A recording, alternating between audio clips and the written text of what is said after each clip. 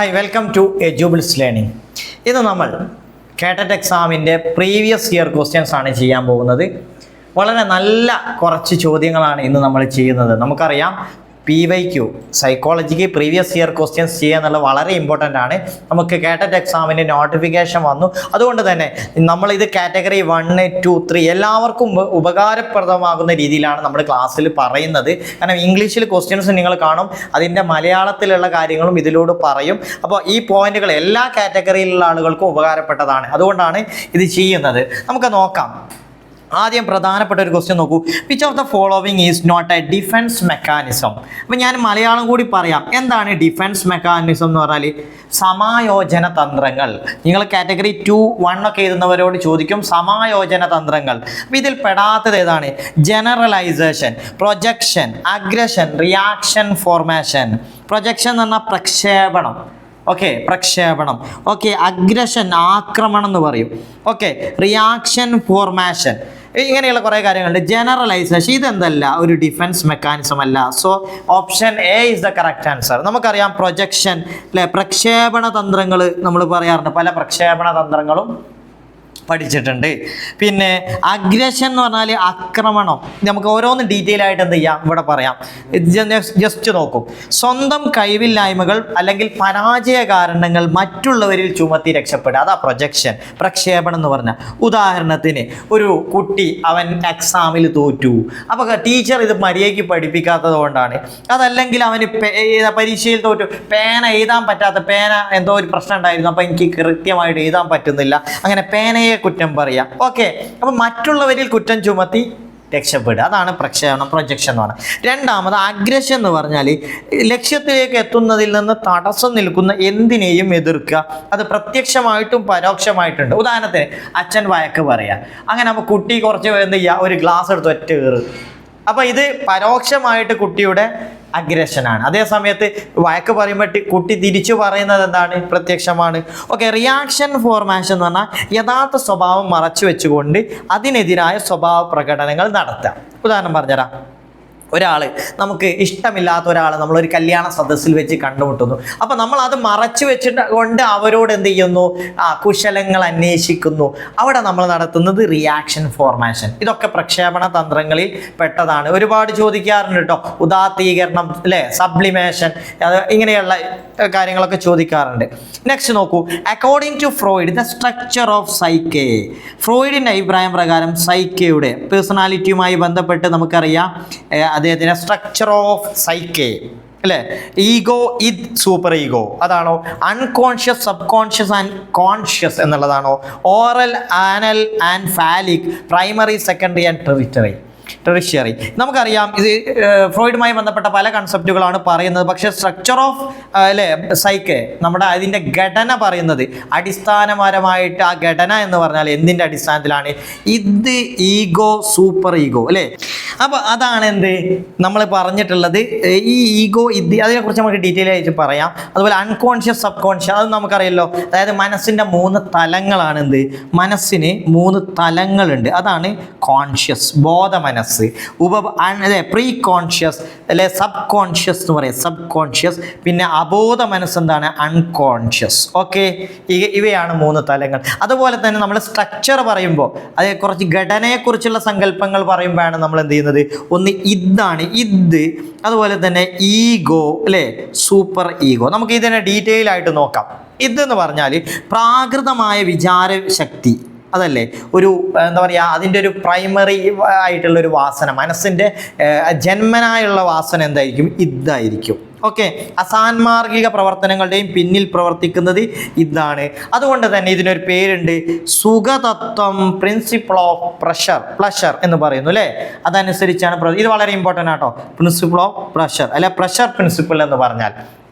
എന്നാൽ ഈഗോ എന്ന് പറയുമ്പോൾ ഇത് ഒരു റിയാലിറ്റിയുമായി കണക്റ്റഡ് ആണ്. അതായത് ഇതിനെ നിയന്ത്രിക്കുകയും അടക്കി നിർത്തുകയും ചെയ്യുന്ന ഒരു വൈകാരിക ശക്തി, അതാണ് അഹം അല്ലെ, ഈഗോ എന്ന് പറഞ്ഞാൽ. അതുപോലെ തന്നെ പ്രിൻസിപ്പിൾ ഓഫ് റിയാലിറ്റി, അത് പ്രവർത്തിക്കുന്നത് എന്തിൻ്റെ അടിസ്ഥാനത്തിലാണ്? പ്രിൻസിപ്പിൾ ഓഫ് റിയാലിറ്റിയാണ് അതനുസരിച്ചാണ് ഒരു അതുകൊണ്ട് തന്നെ മനുഷ്യ മനസ്സിലെ പോലീസ് ഫോഴ്സ് അല്ലെങ്കിൽ വ്യക്തിത്വത്തിൻ്റെ പാലകൻ, എക്സിക്യൂട്ടീവ് ഓഫ് പേഴ്സണാലിറ്റി എന്നൊക്കെ പറയുന്നത് ആരാണ്? ഈഗോയാണ്.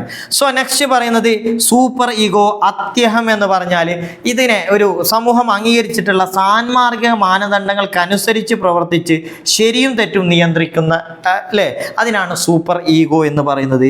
അതിൻ്റെ പ്രിൻസിപ്പിൾസ് എന്ന് പറഞ്ഞാൽ എന്താണ്? Principle of morality. Okay, important ആയി ചോദിക്കാം. പ്ലഷർ പ്രിൻസിപ്പിൾ പറയുന്നതാണ് എന്ത്? ഇതാണ്. എന്നാൽ റിയാലിറ്റിയുമായി കണക്റ്റഡ് ആണ് ആര്? ഈഗോ. ഓക്കെ, ലാസ്റ്റ് മൊറാലിറ്റിയുമായി കണക്റ്റഡ് ആണ് ആര്? Super ego. ഈ 3 കാര്യങ്ങൾ പഠിച്ചു വെക്കണം കേട്ടോ. Next question. NCF 2005 proposes the evaluation system should be based on. നമ്മുടെ കുട്ടികളുടെ ഇവാലുവേഷൻ സിസ്റ്റം അല്ലേ, വിലയിരുത്തൽ എന്തിൻ്റെ അടിസ്ഥാനത്തിലായിരിക്കണം? മാർക്സ്, ഗ്രേഡ്സ്, മാർക്കും ഗ്രേഡുകളും നൺ ഓഫ് ദി എബവ്. ഏതാണ്? അപ്പോൾ നമുക്കറിയാം, വെറും മാർക്കല്ല, വെറും ഗ്രേഡ് അല്ല, പിന്നെ എന്താണ്? ബോത്ത് മാർക്സ് ആൻഡ് ഗ്രേഡ്സ്, രണ്ടിൻ്റെ അടിസ്ഥാനത്തിലായിരിക്കണം എന്നാണ് പറഞ്ഞിട്ടുള്ളത്. അടുത്ത ചോദ്യം നോക്കൂ. IEDC എന്നതിനെ എക്സ്പാൻഡ് ചെയ്യാനാണ് പറഞ്ഞത്. എന്താണ് IEDC? ഇതൊരു ഡിസാബിൾഡ് ചിൽഡ്രനുമായി അല്ലേ, ഇൻക്ലൂസീവ് എഡ്യൂക്കേഷനുമായി ബന്ധപ്പെട്ടത്. നമുക്കറിയാം കാറ്റഗറി 1, 2 ഒക്കെ ഉണ്ട്, 3 വരുന്നുണ്ട്. സോ എന്താണ് IEDC? IEDC എന്നാൽ ഇൻ്റഗ്രേറ്റഡ് എഡ്യൂക്കേഷൻ ഫോർ ഡിസാബിൾഡ് ചിൽഡ്രൻ ആണ്. നിങ്ങൾ ആദ്യം ആലോചിക്കേണ്ടത് ഇൻ്റഗ്രേറ്റഡ് ആണ്. ഓക്കെ, ഇൻ്റഗ്രേറ്റഡ് ഇവിടെ 2 ഇൻ്റഗ്രേറ്റഡ് ആണ് വന്നത്. ഇതിൽ ഇൻ്റഗ്രേറ്റഡ് എഡ്യൂക്കേഷൻ ഫോർ ഡിസഡ്വാൻറ്റേജഡ് അല്ല, ഡിസാബിൾഡ് ചിൽഡ്രൻ ആണ്. നെക്സ്റ്റ് ക്വസ്റ്റ്യൻ നോക്കൂ. Lakshmi complains when her tall thin glass of juice is poured into a short but wider glass. Lakshmi എന്താ ചെയ്യുന്നത് വെച്ചാൽ അവളുടെ ചെറിയൊരു പാത്രത്തിലേക്ക് ഈ ഗ്ലാസ്സിലുള്ള ജ്യൂസ് ഒരു പാത്രത്തിലേക്ക്, ചെറിയ പാത്രമാണ് പക്ഷെ അത് കുറച്ചും കൂടി വിശാലമാണ്, അതിലേക്ക് ഒഴിക്കുന്ന സമയത്ത് അവൾക്ക് എന്താണ്, തൻ്റെ ജ്യൂസ് വളരെ കുറഞ്ഞതായി തോന്നുന്നു. ഓക്കെ, അപ്പോൾ Lakshmi has not yet grasped the principle of. ലക്ഷ്മിക്ക് ഇപ്പോഴും ഇല്ലാത്തത് എന്ത് തത്വമാണ്, എന്ത് കാര്യമാണ്? നമുക്കറിയാം, കൺസർവേഷൻ എന്നുള്ളതാണോ, ആനിമിസം എന്നുള്ളതാണോ, ഈഗോ സെൻട്രിസം ആണോ, കോൺസ്റ്റൻസി അല്ലേ, ഇതാണോ? നമുക്കറിയാം കൺസർവേഷൻ ഇവിടെ ഇല്ലാത്തത് ഏതാണ്? കൺസർവേഷൻ. അതായത് കൺസർവേഷൻ എന്ന് പറഞ്ഞാൽ ഒരേ അളവിലുള്ള കാര്യങ്ങൾ 2 പാത്രത്തിൽ ഒഴിച്ചാൽ ഒന്നിൽ കൂടുതലും ഒന്നിൽ കുറവായിരിക്കും. പക്ഷേ ഇത് രണ്ടും തുല്യമാണെന്ന് തോന്നുന്നത് അത് തുല്യമാണെന്ന് തോന്നുന്നില്ലെങ്കിൽ കൺസർവേഷൻ ഇല്ല എന്നതാണ് സൂചിപ്പിക്കുന്നത്. ആനിമിസം എന്ന് പറഞ്ഞാൽ ഓരോ വസ്തുക്കളിൽ അതിനൊരു ആനിമലിനെ പോലെ കാണുക അല്ലേ, പാവകളുമായിട്ട് കളിക്കുന്ന കുട്ടികളുടെ സ്വഭാവമാണ്. ഈഗോസെൻട്രിസം അഹംകേന്ദ്രീകൃത ചിന്ത അല്ലേ, അവന് സ്വന്തമായിട്ട് അവൻ്റെ കണ്ണിലൂടെ എല്ലാ കാര്യങ്ങളും ശരിയാണ് എന്നുള്ള കൺസെപ്റ്റ്. നെക്സ്റ്റ് നോക്കൂ, ഇവിടെ ഞാൻ എഴുതി കൊടുത്തിട്ടുണ്ട്. പാത്രം മാറ്റിയത് കൊണ്ട് വെള്ളത്തിൻ്റെ അളവിൽ മാറ്റം ഉണ്ടാകുന്നില്ല എന്നതാണ് വ്യാപ്ത സ്ഥിരത, കൺസർവേഷൻ ഓഫ് വോളിയം. നമ്മൾ 2 പാത്രത്തിൽ ഇപ്പോൾ കൺസർവേഷൻ ആണ് ഉത്തരം വന്നിട്ടുള്ളത്, അവിടെ വ്യാപ്ത സ്ഥിരത, കൺസർവേഷൻ ഓഫ് വോളിയം. ഓക്കെ, അതുപോലെ എല്ലാ വസ്തുക്കളും ജീവനുള്ളവയുടെ പ്രത്യേകതകൾ പ്രകടിപ്പിക്കുന്നതായി കരുതുന്നതാണ് ആനിമിസം. നമ്മൾ പറഞ്ഞു, ലോകത്തെ കുട്ടി മനസ്സിലാക്കുന്നത് തൻ്റെ അനുഭവങ്ങളുമായി ബന്ധപ്പെടുത്തിയിട്ടാണ്. അപ്പോൾ അതെന്താണ്? ഈഗോസെൻട്രിസം എന്ന് പറയുന്നു. Okay, next question. The theorist associated with the concept attainment model. Concept attainment model എന്ന ആ ഒരു തിയറി അത് ആരുമായി ബന്ധപ്പെട്ടതാണ്? ജെറോമസ് ബ്രൂണർ, ഡേവിഡ് ഒസോബൽ, ജീൻ പിയാഷെ, ലെവ് വൈഗോഡ്സ്കി. ആരാണ്? നമുക്കറിയാം, അത് ബ്രൂണറുമായിട്ട് കണക്റ്റഡ് ആണ്. അദ്ദേഹം തന്നെയാണ് ഡിസ്കവറി ലേണിംഗ് ചാക്രികാരോഹണം അല്ലേ തിയറിയെ കുറിച്ച് പറഞ്ഞിട്ടില്ല, ആ പഠനത്തെക്കുറിച്ച് പറഞ്ഞത്. ഡേവിഡ് ഒസബലിൻ്റെ തിയറി നമ്മൾ കൃത്യമായിട്ട് പഠിക്കണം. പിയാഷെയുടെ കൺസെപ്റ്റുകൾ നമ്മൾ പഠിക്കണം. വൈഗോഡ്സ്കി, ഓരോരുത്തരും വളരെ ഇമ്പോർട്ടൻ്റ് ആയിട്ടുള്ള ആളുകളാണ് കേട്ടോ. നെക്സ്റ്റ് നോക്കൂ. Select the personality trait put forwarded by Allport. വളരെ ഇമ്പോർട്ടൻ്റ് ആണ്. പേഴ്സണാലിറ്റി ട്രേറ്റിൽ നിന്ന് അല്ലെങ്കിൽ ആ തിയറിയിൽ നിന്ന് ഒരുപാട് ചോദ്യങ്ങൾ വരാറുണ്ട്. ആൽപോർട്ട്, കാൾ റോജേഴ്സ്, ഇങ്ങനെയുള്ള ആളുകളൊക്കെ അല്ലേ, ഇവരെ കുറിച്ച് തീർച്ചയായും ചോദിക്കും. അപ്പോൾ ഇദ്ദേഹത്തിൻ്റെ തിയറി, പേഴ്സണാലിറ്റി ട്രേറ്റ് തിയറി ഏതൊക്കെയാണ്? അത് primary, secondary, territory, cognitive, emotional, physiological, ego, super ego, cardinal, central, secondary. ഏതാണ്?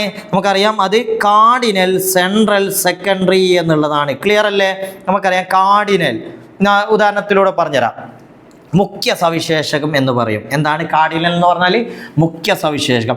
അതായത് ഒരാളിൽ മുഖ്യമായിട്ട് അദ്ദേഹത്തിൻ്റെ സ്വഭാവങ്ങളുടെ ഭൂരിഭാഗവും ഇതിനെ സൂചിപ്പിക്കും. ഉദാഹരണത്തിന് നമ്മൾ പറയും ഗാന്ധിജിയുടെ അഹിംസ, അതുപോലെ തന്നെ നെപ്പോളിയൻ്റെ അല്ലെങ്കിൽ അങ്ങനെ പറയാം സ്വച്ഛാധിപത്യം. ഓരോരുത്തർ നെപ്പോളിയൻ്റെ യുദ്ധക്കൊതി, അദ്ദേഹം ഭയങ്കര യുദ്ധം ചെയ്യാൻ താല്പര്യമുള്ള ഫലിതബോധം അല്ലേ, മലയാളത്തിലൊക്കെ ഫലിതപ്രിയരായ ആളുകൾ ഉണ്ടായിരുന്നു അല്ലേ, സഞ്ജയൻ.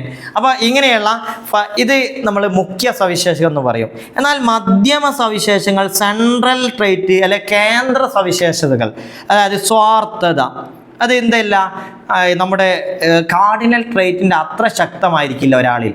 അതാണ് അവൻ സ്വാർത്ഥനാണ്. വിധേയത്വം, സത്യസന്ധത, ഇതൊക്കെ എന്തിൽ പെടുത്താം? നമ്മുടെ സെൻട്രൽ ട്രേറ്റിൽ പെടുത്താം. എന്നാൽ ദ്വിതീയ സവിശേഷത, സെക്കൻഡറി ട്രേറ്റ് എന്ന് പറഞ്ഞാൽ ഒരാൾ ചില പ്രത്യേക സന്ദർഭങ്ങളിൽ മാത്രം കാണാം. ഉദാഹരണത്തിന് സഭാകമ്പം അല്ലേ, സ്റ്റേജിൽ കയറുമ്പോൾ മാത്രം ഒരു സ്വഭാവം, അത് എന്താണ് നമുക്ക് എന്തിൽ ഉൾപ്പെടുത്താം? സെക്കൻഡറി ട്രേറ്റിൽ ഉൾപ്പെടുത്താം. അടുത്ത ക്വസ്റ്റ്യൻ നോക്കൂ. When was KCF formed? KCF form ചെയ്തത് ഏത് വർഷമാണ്? കേരള കരിക്കുലം ഫ്രെയിംവർക്ക് വളരെ ഇമ്പോർട്ടൻ്റ് ആണ്. അത് ഓപ്ഷൻ സി 2007 കേട്ടോ. അടുത്ത നോക്കൂ. Imagine you are bicycling in a race. നമ്മളൊരു സൈക്കിൾ യാത്രയിലാണ്, ഈ റേസിലാണ്. Which of the following is the best example for extrinsic motivation? ഇത് അഭിപ്രേരണയുമായി ബന്ധപ്പെട്ട ഒരു ക്വസ്റ്റ്യൻ ആണ്. എന്താണ് എക്സ്ട്രിൻസിക് മോട്ടിവേഷൻ എന്ന് പറഞ്ഞാൽ? ബാഹ്യ അഭിപ്രേരണക്ക് ഉദാഹരണം ഏതാണ്? ഒരു സൈക്കിൾ റേസിലാണ്. അപ്പോൾ എന്താണ് അവനെ ബാഹ്യമായിട്ട് അഭിപ്രേരണ കൊടുത്തിട്ടുള്ളത്? Biking to enjoy fresh air. അവൻ ബൈക്ക് യാത്ര ചെയ്യുന്നത് നല്ല ഫ്രഷ് എയർ ശ്വസിക്കാൻ വേണ്ടിയാണ്. Raising money for a charity you believe.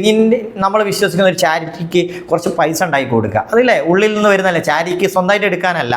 Crowds cheering when you get a trophy കിട്ടുമ്പോൾ ആളുകളൊക്കെ ചിയർ ചെയ്യും, ക്ലാപ്പ് ചെയ്യും, അതിനു വേണ്ടിയാണ്. To increase your health through exercise. ആ എക്സസൈസ് ചെയ്ത് നമ്മുടെ ഹെൽത്ത് എന്ത് ചെയ്യുക? ഒന്ന് ഇമ്പ്രൂവ് ചെയ്യാം. സോ ഏതാണ് നമുക്കറിയാം? ഇത് ബാഹ്യമായിട്ട് വരുന്നത് ആളുകൾ കൈയടിക്കുമ്പോൾ, ചീർ ചെയ്യുമ്പോൾ, ഓക്കെ, പ്രശംസയ്ക്ക് വേണ്ടി. നെക്സ്റ്റ് നമുക്ക് ഇതിൽ അടുത്ത ക്വസ്റ്റ്യൻ, ബാക്കിയുള്ള ചോദ്യങ്ങൾ നെക്സ്റ്റ് വീഡിയോയിൽ ഡിസ്കസ് ചെയ്യാം. അടുത്ത ചോദ്യം നോക്കൂ. Teacher uses projective test for revealing the. എന്ത് റിവീൽ ചെയ്യാൻ, വെളിപ്പെടുത്താൻ വേണ്ടിയിട്ടാണ് പ്രൊജക്റ്റീവ് ടെക്നിക്കുകൾ യൂസ് ചെയ്യുന്നത് അല്ലേ? പല കാര്യങ്ങളുണ്ട്. സബ്ജക്റ്റീവ് ടെസ്റ്റുകളുണ്ട്, അതുപോലെ തന്നെ അല്ലെ നമുക്കറിയാം കേസ് സ്റ്റഡി പോലെയുള്ള ടെസ്റ്റുകളുണ്ട് അല്ലേ, ഇൻ്റർവ്യൂ, ഇങ്ങനെയുണ്ട്. ചില സമയത്ത് ഇങ്ങനെയുള്ള ടെസ്റ്റുകളിലൂടെ ഒന്നും മനസ്സിലാക്കാൻ പറ്റൂല, അവരുടെ സ്വഭാവങ്ങൾ മനസ്സിലാക്കാൻ പറ്റൂല. അപ്പോൾ നമ്മൾ ഉപയോഗിക്കുന്നതാണ് പ്രൊജക്റ്റീവ് ടെസ്റ്റ്. അപ്പോൾ എന്താണ് അതിന് ഉത്തരമായിട്ട് വരുന്നത്? കോൺഷ്യസ് ആയ കാര്യങ്ങൾ മനസ്സിലാക്കാനാണോ, അൺകോൺഷ്യസ് ആണോ, ആപ്റ്റിറ്റ്യൂഡ് മനസ്സിലാക്കാനോ, ഇൻ്റലിജൻസ് ടെസ്റ്റുകളാണ്. എന്താണ്? അതാണ് ഏതാ? അൺകോൺഷ്യസ് ആയ കാര്യങ്ങൾ മനസ്സിലാക്കാൻ വേണ്ടി അല്ലേ. പേഴ്സണാലിറ്റി ടെസ്റ്റുകളുണ്ട്, പ്രൊജക്റ്റീവ് ടെസ്റ്റുകളുണ്ട്. അതിൽപ്പെട്ട പ്രൊജക്റ്റീവ് ടെസ്റ്റുകൾ അൺകോൺഷ്യസ് ആയിട്ടുള്ള കാര്യങ്ങൾ മനസ്സിലാക്കാൻ വേണ്ടി യൂസ് ചെയ്യുന്നതാണ്. കൃത്യമായിട്ട് മനസ്സിലാകട്ടോ. അൺകോൺഷ്യസ്, നേരത്തെ പറഞ്ഞില്ല സബ് കോൺഷ്യസ്, അൺകോൺഷ്യസ് അല്ലേ, കോൺഷ്യസ് എന്നൊക്കെ പറഞ്ഞില്ലേ. അപ്പോൾ അൺകോൺഷ്യസ് ആയ കാര്യങ്ങൾ മനസ്സിലാക്കാൻ വേണ്ടിയിട്ടാണ്. അപ്പോൾ 10 ചോദ്യങ്ങൾ നമ്മൾ ഡിസ്കസ് ചെയ്തു. തീർച്ചയായും ഈ ചോദ്യങ്ങളൊക്കെ എല്ലാ കാറ്റഗറിയിലും ചോദിക്കുന്നതാണ്, അതുകൊണ്ടാണ് നമ്മൾ ഡിസ്കസ് ചെയ്തത്. അപ്പോൾ KCF ഒക്കെ ചിലപ്പോൾ കാറ്റഗറി 3ലാണ് അധികം വരാറുള്ളത്. ബാക്കിയുള്ള ചോദ്യങ്ങളൊക്കെ ഇതിൽ ഉണ്ടാവാറുണ്ട്. സോ ഇന്നത്തെ ക്ലാസ് ഇവിടെ അവസാനിക്കുന്നു. Thank you.